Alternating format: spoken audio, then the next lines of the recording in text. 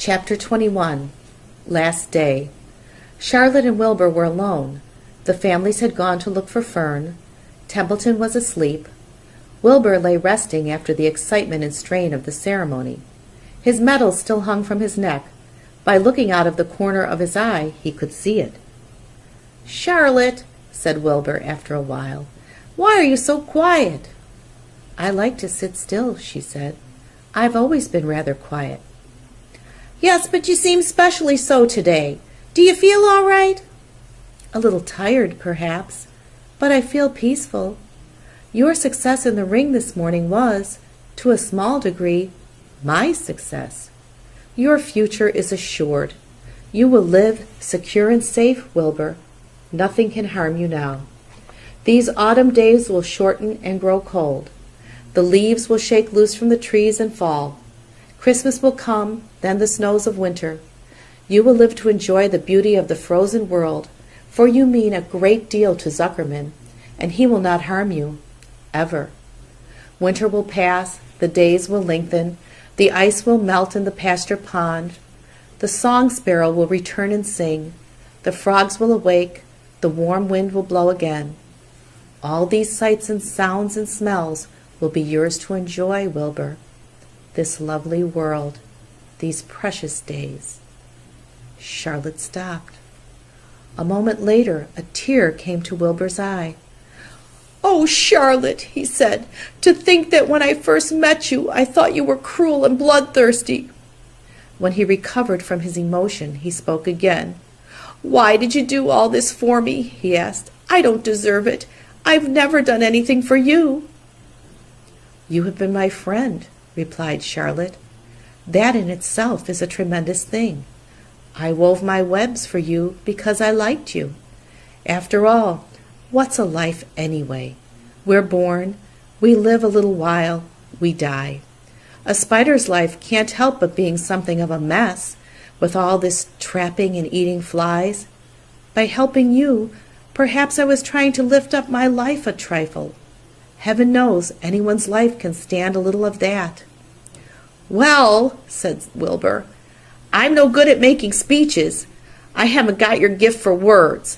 But you have saved me, Charlotte, and I would gladly give my life for you. I really would." "I'm sure you would, and I thank you for your generous sentiments." "Charlotte," said Wilbur, "we're all going home today. The fair is almost over. Won't it be wonderful to be back home in the barn cellar again with the sheep and the geese? Aren't you anxious to get home?" For a moment, Charlotte said nothing. Then she spoke in a voice so low, Wilbur could hardly hear the words. "I will not be going back to the barn," she said. Wilbur leaped to his feet. "Not going back?" he cried. "Charlotte, what are you talking about?" "I'm done for," she replied. "In a day or two, I'll be dead. I haven't even strength enough to climb down into the crate. I doubt if I have enough silk in my spinnerets to lower me to the ground."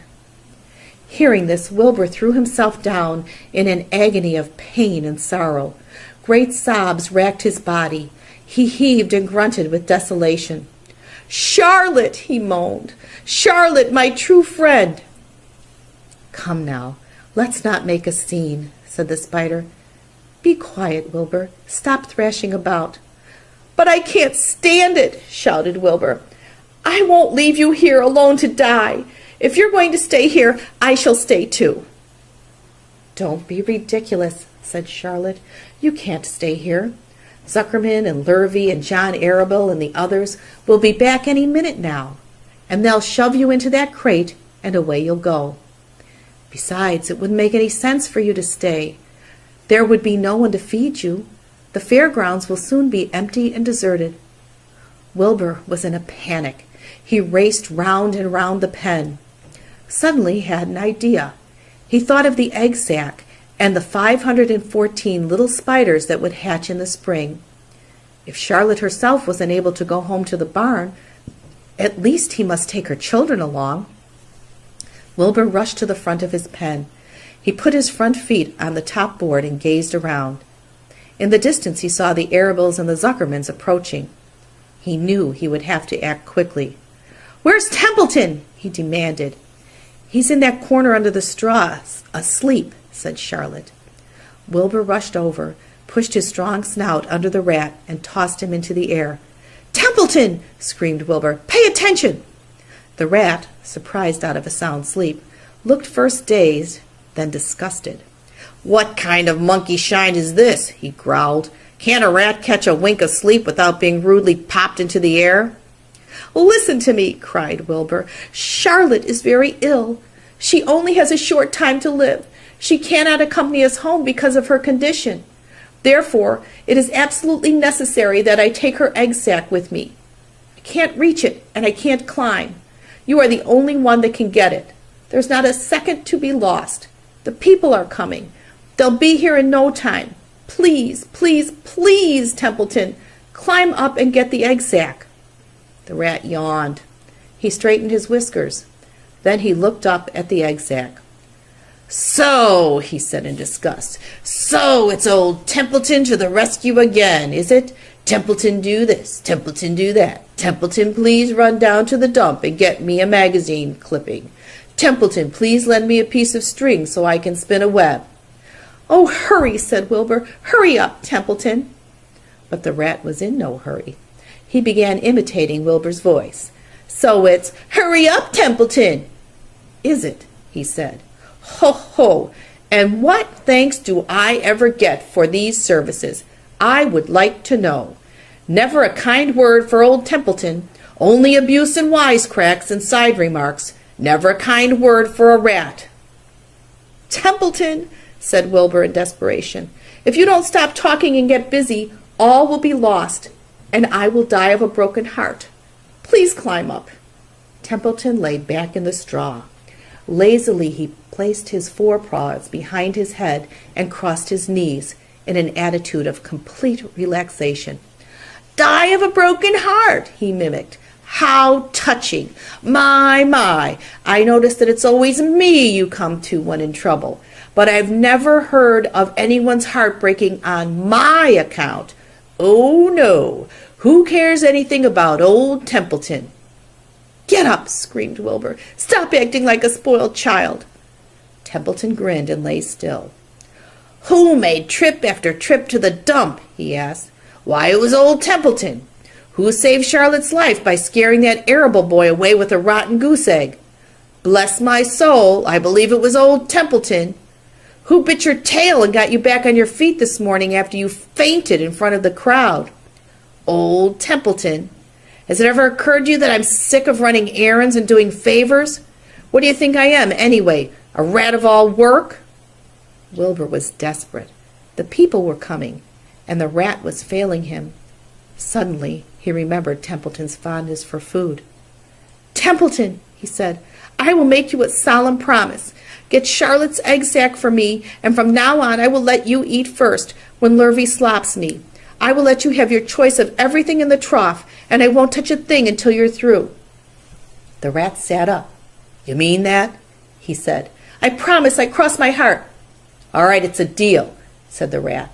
He walked to the wall and started to climb. His stomach was still swollen from last night's gorge. Groaning and complaining, he pulled himself slowly to the ceiling. He crept along till he reached the egg sac. Charlotte moved aside for him. She was dying, but she still had strength enough to move a little. Then Templeton bared his long, ugly teeth and began snipping the threads that fastened the sack to the ceiling. Wilbur watched from below. "Use extreme care," he said. "I don't want a single one of those eggs harmed." "This stuff sticks in my mouth," complained the rat. "It's worse than caramel candy." But Templeton worked away at the job and managed to cut the sack adrift and carry it to the ground, where he dropped it in front of Wilbur. Wilbur heaved a great sigh of relief. "Thank you, Templeton," he said. "I will never forget this as long as I live." "Neither will I," said the rat, picking his teeth. "I feel as though I'd eaten a spool of thread. Well, home we go." Templeton crept into the crate and buried himself in the straw. He got out of sight just in time. Lurvy and John Arable and Mr. Zuckerman came along at that moment, followed by Mrs. Arable and Mrs. Zuckerman and Avery and Fern. Wilbur had already decided how he would carry the egg sac. There was only one way possible. He carefully took the little bundle in his mouth and held it there on top of his tongue.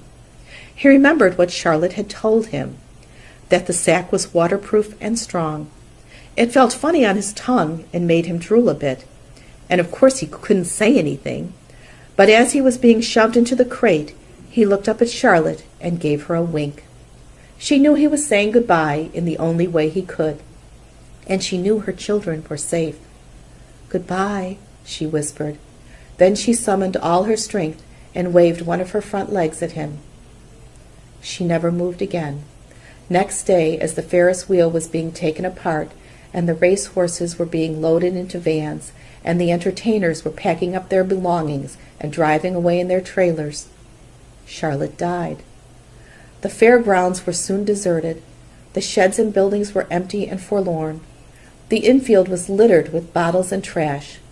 Nobody of the hundreds of people that had visited the fair knew that a gray spider had played the most important part of all. No one was with her when she died.